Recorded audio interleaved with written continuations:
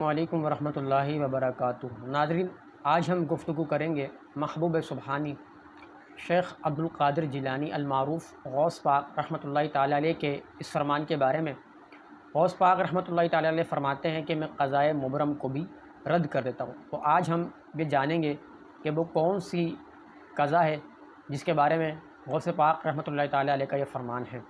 ناظرین، مسلمانوں کا سواد اعظم اہل سنت و جماعت کا صدیوں سے یہ عقیدہ ہے کہ جو شخص جیسا کرنے والا تھا اور جیسا ہونے والا تھا اللہ تعالیٰ نے جان کر لکھ دیا۔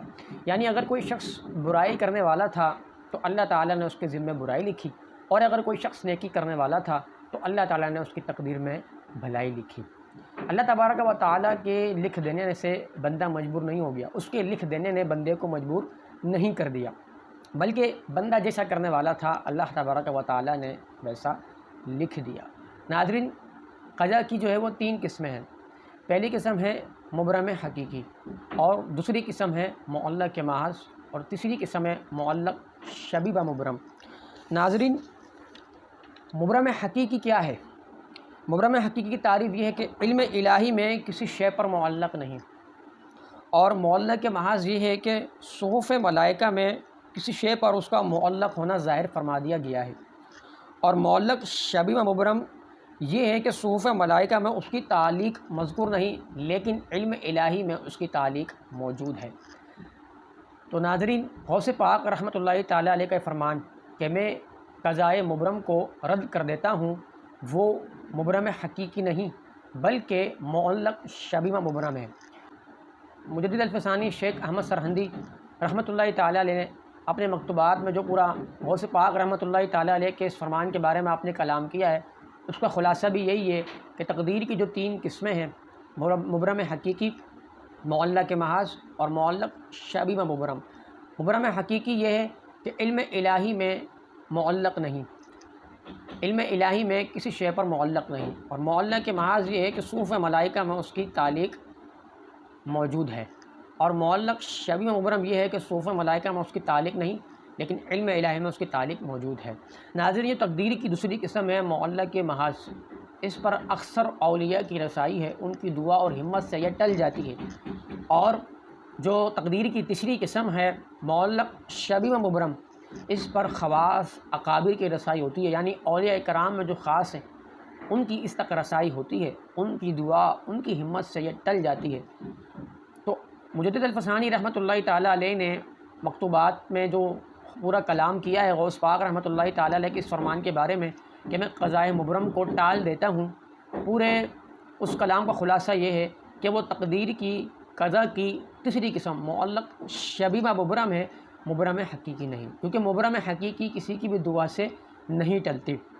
اور اگر اللہ کے محبوب، اللہ تعالیٰ کے محبوب بندے اولیاء کرام اس حوالے سے اگر کوئی ارادہ فرماتے ہیں، کوئی دعا فرماتے ہیں، تو اللہ تعالیٰ ان کو اس خیال سے روک دیتا ہے، جیسا کہ قرآن پاک میں موجود ہے کہ جب قوم لوط پر عذاب آنے والا تھا، قرآن پاک میں یہ ذکر موجود ہے ابراہیم علیہ السلام کے حوالے سے کہ یجادلون فی قوم لوط، اللہ تعالیٰ فرماتا ہے کہ ہم سے جھگڑنے لگا قوم لوط کے بارے میں۔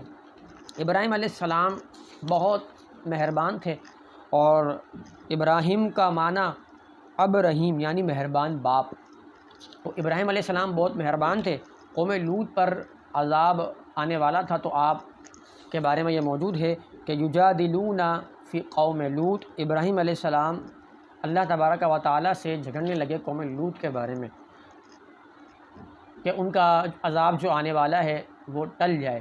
تو اللہ تبارک و تعالیٰ نے ابراہیم علیہ السلام سے فرمایا یا ابراہیم اعرض عن ھذا، اے ابراہیم اس خیال میں نہ پڑو، انہ قد جاء امر ربک، تحقیق تمہارے رب کا حکم آ چکا ہے، انہم آتیہم عذاب غیر مردود، بے شک ان پر وہ عذاب آنے والا ہے جو پھرنے کا نہیں۔ یعنی ناظرین، جو قوم لوط پر عذاب آنے والا تھا وہ مبرم حقیقی تھا، اور اللہ تعالیٰ کے علم میں اس کی تعلیق نہیں ہے، وہ مبرم حقیقی تھا، اور وہ کسی کی بھی دعا سے نہیں ٹل سکتا تھا۔ تو اللہ تبارک و تعالیٰ نے فرمایا یا ابراہیم اعرض عن ھذا، اے ابراہیم اس خیال میں نہ پڑو۔ تو ناظرین، محبوب سبحانی شیخ عبدالقادر جیلانی المعروف غوث پاک رحمۃ اللہ تعالیٰ کا فرمان کہ میں قضائے مبرم کو رد کر دیتا ہوں، وہ تقدیر کی تیسری قسم معلق شبیبہ مبرم ہے۔ اسی طریقے سے ناظرین روایتوں میں آتا ہے کہ ان الدعاء یرد القضاء بعد ما ابرما، بے شک دعا قضائے مبرم کو ٹال دیتی ہے۔ تو یہ بھی وہی قضا ہے کہ جو معلق شبیبہ مبرم ہے، جہاں مبرم سے مراد مبرم حقیقی نہیں، کیونکہ وہ اللہ تعالیٰ کے علم میں اس کی تعلیق نہیں ہے، وہ کسی شے پر معلق نہیں ہے۔ ناظرین، تقدیر کی جو 3 قسمیں ہیں، دوسری قسم معلق کے محاذ، اس تک اکثر اولیاء کی رسائی ہوتی ہے، ان کی دعا، ان کی ہمت سے یہ ٹل جاتی ہے۔ اور تقدیر کی جو تیسری قسم ہے معلق شبیبہ مبرم، یہ اولیاء کرام میں جو خواص ہیں ان کی دعا، ان کی ہمت سے ٹل جاتی ہے۔ دعا ہے اللہ تبارک و تعالی ہمیں دین کی سمجھ عطا فرمائے۔ وما علیہ الا البلاغ المبین۔